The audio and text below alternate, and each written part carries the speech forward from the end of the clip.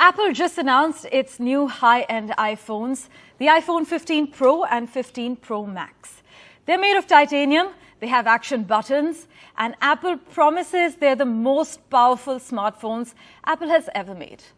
Both phones, of course, have a USB-C port on the bottom rather than the old Lightning port, but in the Pro's case, it could be far more than charging. Apple says the 15 Pro is the first phone with 10 Gbps transfer speeds, which will make getting photos and videos or large files of any kind for that matter off your phone vastly easier. Joining us with the latest details are tech expert Gaurav Chaudhary.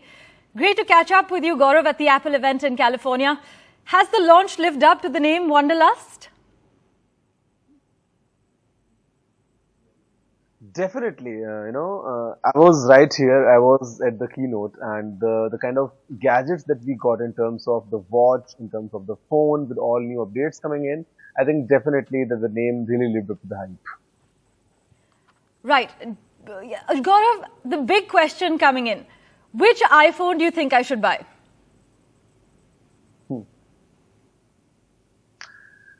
Depends on the kind of size you prefer, but I would say go with the iPhone 15 Pro Max. Considering that's the phone which got the maximum updates. Like, we have the new design, of course, the titanium build, we have the action button. But then again, this is the only iPhone which has the 5x optical zoom for the first time ever in one iPhone. So, I mean, in terms of cameras, this is the phone to get best battery, best screen, best everything, in the entire lineup. Right, Gaurav, also, many are saying the iPhone 15 is actually pretty impressive in the looks department. Which products were you most excited about this time around?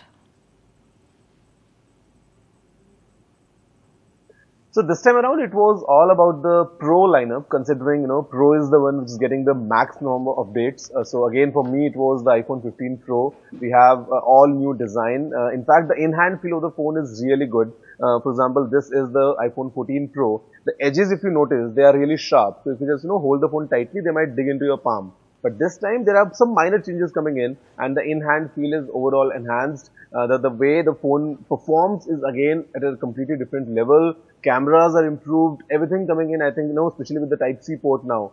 This is the one that, is giving the max number of updates. Also, for the first time, the 15 series is being produced in our country, in India. How do you see this turnaround here for our country? Yes, this is definitely something very exciting. See, Apple has been manufacturing phones in India for a long time now, but this is for the first time that we are seeing that the first batch which goes on sale will actually be made in India.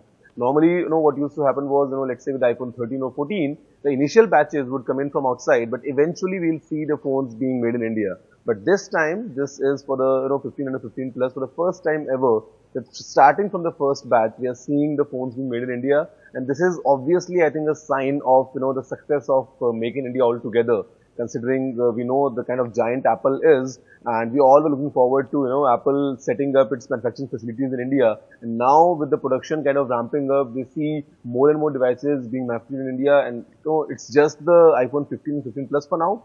Let's see in future, we might also have the Pro lineup or maybe the MacBooks, the iPads, everything all together produced in India.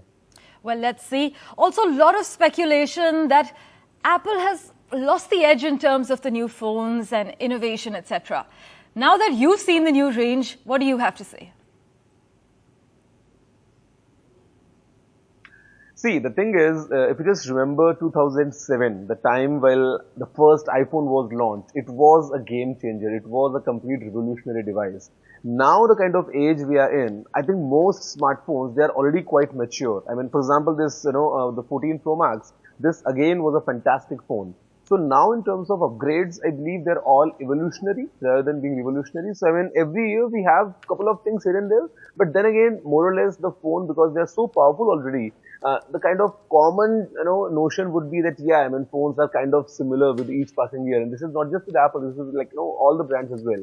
But if you just dive deep, if you see on, one-to-one basis in terms of, let's say, the performance, the display, the camera, the design, the charging, everything, I think all across, there are some, improvements which you can't see or notice, but definitely they are going in inside.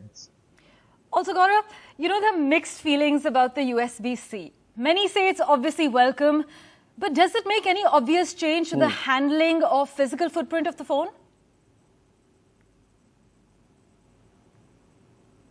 See, the thing is, handling is all like, as it would be for any phone. And the advantage of USB-C, I think, is just one cable for everything. So, of course, reduction in the e-waste. You need not to carry multiple cables for multiple devices. So, just carry one cable, which kind of solves the entire purpose. And also, one more advantage I'll tell you. So now with the iPhone, you can actually charge your Apple Watch and Apple AirPods on the go just by connecting it, to the USB-C port.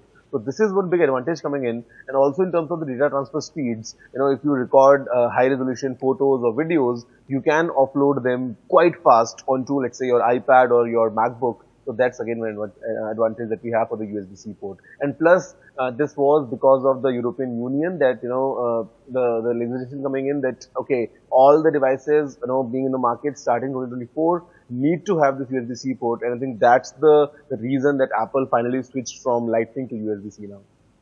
Right. Also, many people are curious. Now, someone who has the Watch Ultra already, do you think they should go in for the Watch Ultra too?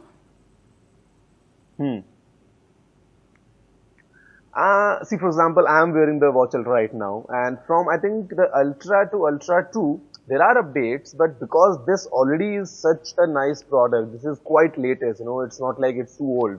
So I think if someone already has the Watch Ultra, there's no point going for the Ultra 2, unless you really want to get the latest, trend. Otherwise, for a fresh buyer, it would make more sense.